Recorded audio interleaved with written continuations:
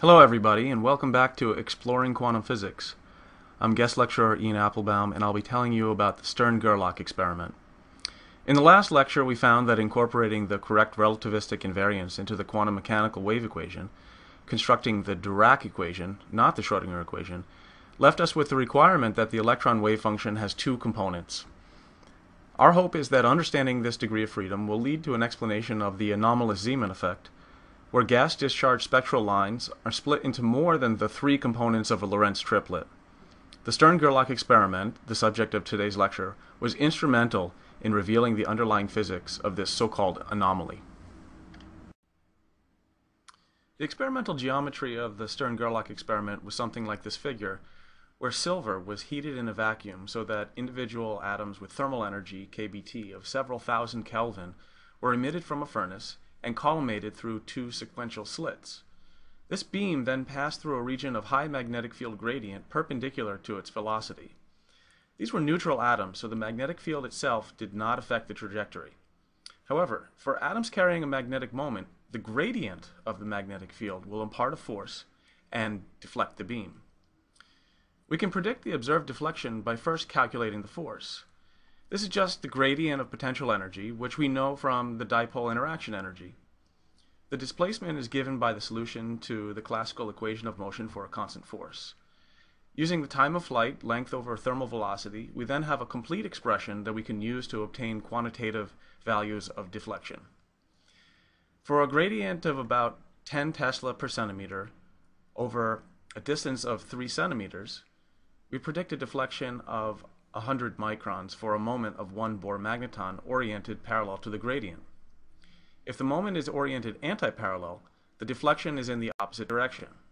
Now, if the magnetic moments of the neutral atoms are distributed randomly upon emission from the furnace as expected from a classical degree of freedom, this deflection will vary continuously and merely result in a broadened beam of width twice d. So what happened? What did Stern and Gerlach actually see? Here's what Stern and Gerlach saw on the glass slide removed from the apparatus after converting the nearly transparent deposited silver into black silver sulfide. On the left is the deposited pattern from the silver beam without the perpendicular field gradient, and on the right is the pattern with the field gradient. Overlaying the pole geometry used to create the gradient shows that the horizontal deflection is greatest in the middle simply because the field gradient is higher there. The length scale shows that this deflection is on the order of our calculated 100 microns. But the most remarkable thing about the pattern with the magnetic gradient is that it is not simply smeared as expected from randomly oriented magnetic moments, but that it's split into two well-resolved beams. This postcard was sent to Bohr and says below something like, "Congratulations on confirmation of your atomic theory." Stern and Gerlach thought that they were measuring the orbital magnetic moment predicted by Bohr's model, but this was 1922, before the Schrödinger equation and the realization that the L equals 0 s states have zero angular momentum. They didn't measure the orbital component, they were measuring the magnetic moment of the intrinsic angular momentum of the unpaired 5s electron. This is rather unfortunately called spin for historical reasons, and the twofold splitting of the atomic beam is due to the two possible eigenvalues of the z component, plus or minus h bar over 2. It's then natural to identify an additional quantum number, the spin magnetic quantum number m sub s, that takes the value of plus or minus 1/2. A so-called G factor nominally equal to 2, due to a relativistic effect called Thomas precession from Lorentz boosts, must be included in the conversion from angular momentum to magnetic moment. We therefore identify the two components of the electron part of the Dirac wave function as the amplitudes of spin up and spin down.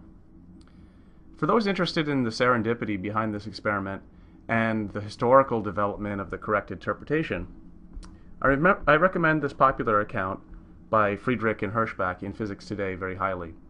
Incidentally, long after this extremely important experiment, Stern won the Nobel Prize during World War II, but Gerlach was snubbed, in part because he stayed in Germany to work on wartime weapons development for the Nazis.